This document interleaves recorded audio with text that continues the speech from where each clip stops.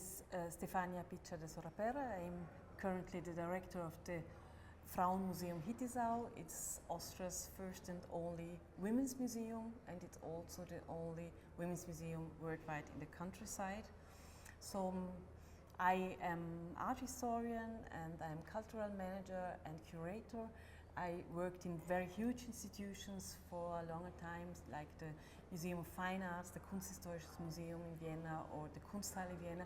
And then I moved to Hittisau, to this smaller museum, but it's a museum with a lot of social impact, and therefore I really like this work.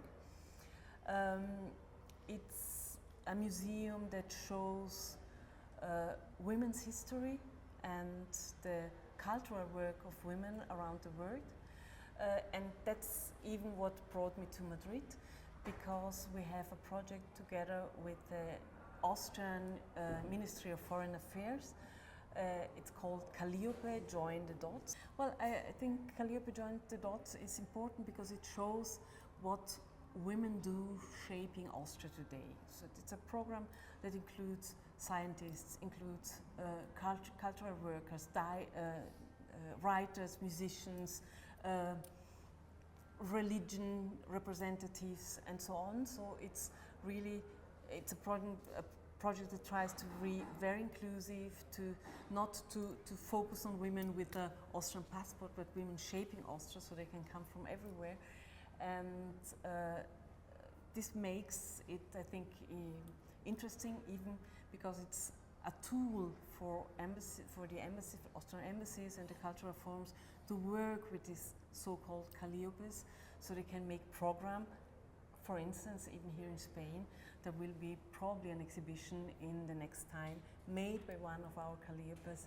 So it's a tool that makes it possible to connect all these dots, therefore join the dots, and to connect all these women with other countries, with other themes, with other topics. And, well, there are a lot of very interesting artists and even filmmakers, and several are included in this festival in the Cine por Mujeres.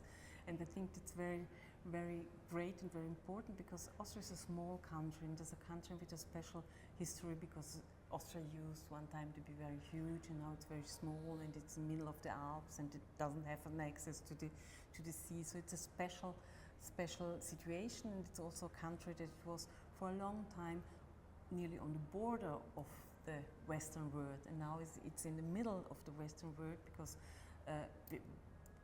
because all Eastern countries are now even there. So it can change to be in the middle. So it could be even kind of a hub to discuss questions about gender equality, about social justice, and all these things. It's a neutral state still, so there are a lot of components that could make this hub very interesting, even from a cultural point of view, and especially interesting even for artists and for art workers, for filmmakers, for instance. Austria made a huge development in the last, I would say, 30 or 40 years concerning the visibility of art.